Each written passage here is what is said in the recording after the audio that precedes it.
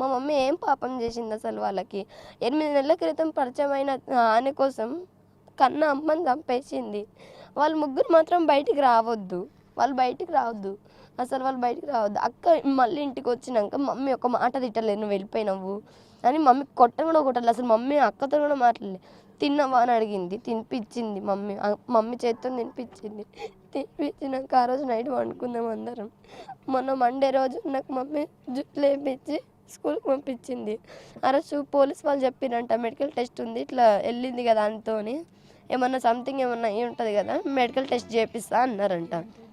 అట్లా అనేసి మండే రోజు పిఎస్కి వెళ్ళిరంట. నేను స్కూల్కి వెళ్ళిపోయినా, మమ్మీ నన్ను స్కూల్కి పంపించింది నాకు టెస్ట్ ఉందనేసి. నేను వెళ్ళిన స్కూల్కి వెళ్ళొచ్చిన. అయితే పోలీస్ వాళ్ళు చెప్పారు మధ్యాహ్నం వరకు మమ్మీ అక్క అక్కడే ఉన్నారంట. అయితే ఇంటికి వచ్చినాక మమ్మీ అక్క నేను స్కూల్ నుంచి వచ్చినాక మమ్మీ అక్క పడుకున్నారు.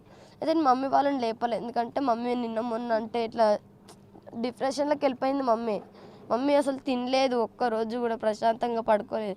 ఈరోజు అక్క దొరికింది కదా పండుకొని ఇద్దాం అనేసి మమ్మీని లేపలేదు. నేను ఫైనల్గా మీ మమ్మీని చంపిన వారికి ఎలాంటి శిక్ష పడాలనుకుంటున్నాం?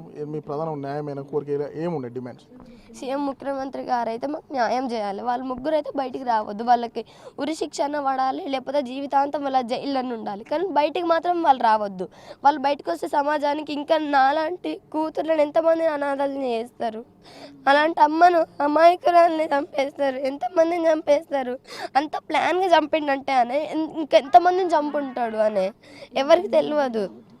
ఇలాంటి అన్యాయం ఎవ్వరు కావద్దు. నాకు ఎవ్వరు లేరు. ఇప్పుడు అనాథం చేసేసి నన్ను అందరూ అనాథం చేసిర్రు. మా అక్కను వదలొద్దు, వాళ్ళిద్దరిని కూడా వదలొద్దు. వాళ్ళ ఫ్యామిలీ కూడా సపోర్ట్ చేసింది. వాళ్ళ ఫ్యామిలీ కూడా వాళ్ళ అమ్మమ్మ, వాళ్ళ మామ, వాళ్ళ పిన్ని వాళ్ళు, వాళ్ళ బాబాయ్ వాళ్ళు ఫోన్ చేసి మాతో మాట్లాడిపించిండు అన్నయ్య. ఏమని మా అక్క మాట్లాడింది వాళ్ళ అమ్మమ్మకు ఫోన్ చేసి, అన్న నేను మాట్లాడిన అమ్మని హాస్పిటల్ తీసుకోవాలని చెప్పిన. అక్క ఏం లేదు.